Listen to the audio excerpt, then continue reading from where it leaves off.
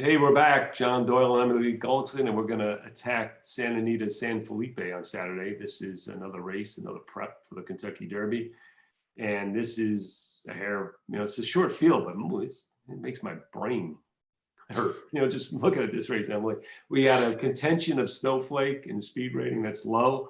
We got a horse that looks like on the standard plot is like a runaway leader, but you got the Bob Baffert horse who looks better and looks like the speed on the surface and distance plot. So I don't know, but I know you follow Santa Anita and you're gonna have some good opinions of us. And by the way, just so you check it out, Emily has done this race in Focus. Focus is a new product. We're gonna get into a little bit, but I just want to show you where to get it if you want to look at it. She does all the Santa Anita races for us. Race of the day.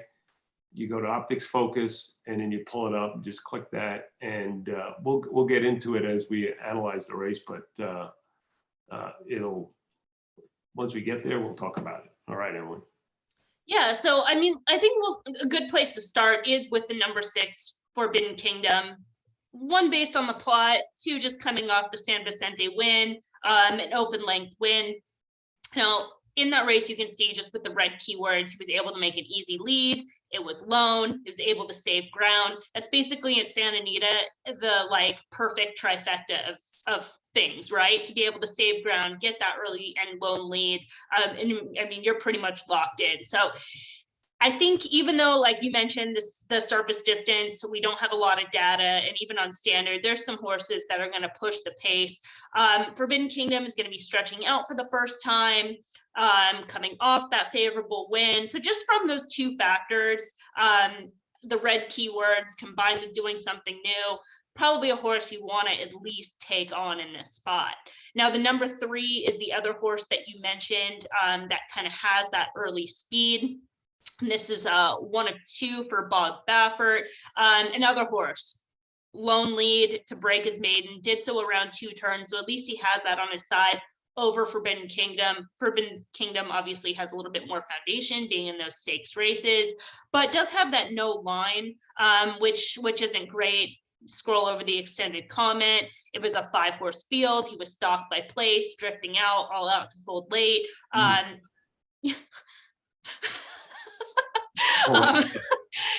John's reaction kind of says it all.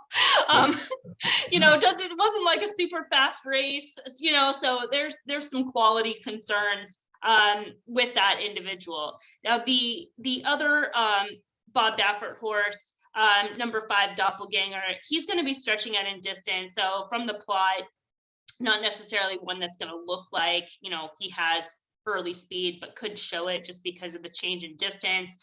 And going back to that common race, the San Vicente, and scrolling over the extended comment where he earned a B-, where it says it was stalking trip. He moved up in a blanket for minors behind that lone winner, Forbidden Kingdom, and continued to run on past the wire. So if anything, you're kind of looking for some upside in a horse in a field like this. That could just be, to just kind of get the flip-flop on those 2 in this race. And then you're going to be the favorite, you think, Emily? I think the 6 will be, just because they're coming out of that same common race. You don't think so? No, I know. I'm just asking. I don't know. So, because this horse was in that common race was 4 to 5, right? And let's say 6 was, nearly 7 to 2, but nearly 4 to 1. So, I'm just thinking with Baffert and Pratt, I think he will still again be the favorite, be closer, but I think probably the 5 will still be the favorite. Yeah, and I could honestly, I could see it either way in this type of race. It'll be close. Yeah. So then we're kind of looking at some of the other horses in here. I'll kind of start from the inside and go out the 2 O'Neill horses. Number 1, Happy Jack, a horse that broke his maiden on debut, but had that tactic plus, had the flow, not necessarily the strongest speed figure, had the drop and the Robert B. Lewis. So just in terms of class, tough to see where this one stacks up. And in terms of trip, kind of where he's going to be, because he lost ground when he was a little bit closer to the pace in that most recent start around 2 turns. And then as far as Worst Reed Sanchez, the number 2, you can kind of make a case this is a horse that's like improving in terms of speed figures, but that improvement has come on the grass, and those are state bred races. So big step up in class, has to prove it over the surface. I'm really not crazy about either of those horses, just with the challenges that are ahead of them. Number 4, Beautiful Art, and this is the horse I put as the long shot on OptixFOCUS, and it just kind of keys off that debut race with that stretch keyword. Broke slow, was wide, and then was able to improve. Now that race, that his maiden win on February 11th, it was a pretty weak race, very weird condition, a maiden claiming race for 200,000. I mean, the quality of the race was probably the equivalent of a maiden 50, but in the sense that this was a good race for this horse just to kind of get some confidence, to get that win.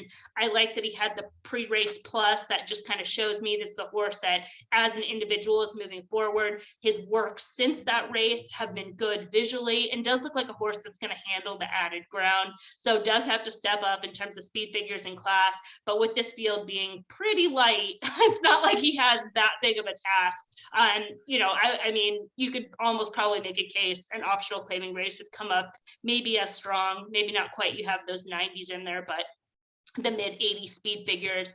And then Cabo Spirit on the outside, another horse that's kind of maybe run his faster speed figures on the turf and a little bit soft in terms of class, just with the Optix grades, but sort of one of those horses that has some foundation, has some try, and maybe can get a share. Maybe he falls into the trip, but tough to make a case for. I just, you know, I felt kind of knocks on a lot of those horses. Let's see what the new face Beautiful Art can do. That was just sort of my analysis running through the field. And let's look at the focus. I got it up here. So what we try to do here is kind of label the race, tell you if it's, you know, worth playing or not. In this case, Emily's passing this race. I didn't know you were going to post it yet. I was going to kind of go back okay. So change, this may tweak. Okay, if it tweaks, let me know. Yeah. It you know, based on her analysis, I'm going to have my opinion of this race, because, you know, I really didn't handicap it, but I listened to her and I trust her handicapping, and I have an opinion based on it. So what we try to do though is in this is give our fair odds, or what we think the odds we would take on the horse to win. Okay, so that's that number in blue. We don't have the morning line yet on this, so we're gonna have to, you know, guess. And you can see like the 2 top ranked horses in terms of Emily's odds are the 5 and the 6, but she doesn't want any part of them for a win bet, and so the 4-1 is never going to happen, so she's not going to bet them. The interesting one is the 4. I'm sorry, the 5 and 6. I was saying the 4 is a 5-1. He's going to be higher than that. So this looks like an area where she thinks that, you know, this horse could be. You think he could be like double digits? I mean, it's a smaller field, probably not, but maybe 8, at least 8-1. I mean, because they're gonna the 4. But 5 and yeah, 6 I mean, I was just kind of, again, it's a long shot in a context of a 7-horse field. You know? Right. You know, it's not. You know, just but to me, you know, what I'd be looking at, you know, like when I said I was kind of interested. I think the 5 has more upside than the 6 based on what you're saying. So I would probably key the 5 over the 4 in an exacta. And that'd be it. I mean, so I mean, it just would, again, it would depend on some of the odds and what the payouts are and so forth. But you know, just based on what I heard in the analysis, that would be kind of approach I take. But it's a tough race to play. The 2 horses that are going to take the most money are okay, and but there's no value there, and that's the whole idea of this, and that's what we're trying to do. And the other thing about, you'll see these descriptions underneath, below average. This is all Optix information, so the stuff that we use to handicap, like the V bars, the class, the plot, and all the rest. We've kind of broke them down into angles, and so that's what you're seeing on the bottom. You know, and some of it is information that we might add, like high turf numbers was the, you know, the thing that Emily had for the number 2. But you can see basically what we're trying to do is come up with an expert line, give you a little bit more than just picking horses, right? Because it's not about picking horses and picking one, it's about getting value.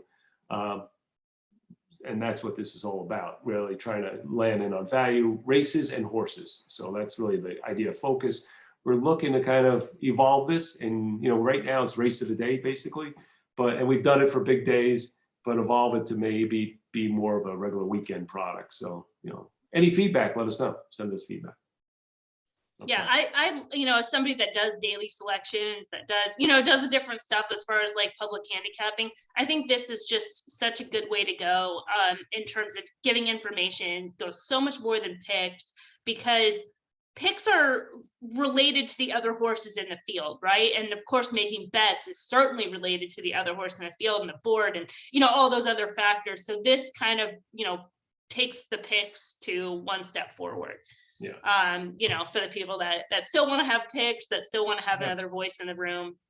Yeah, I mean, because like if you were just doing picks, right, your picks would probably be like 6-5-4 or 6-4-5 or something like that. And it's like, okay, what do I do with that, right? But if you're Right. saying, yeah, okay, I like the 5, but I'm never going to take them at 8-5.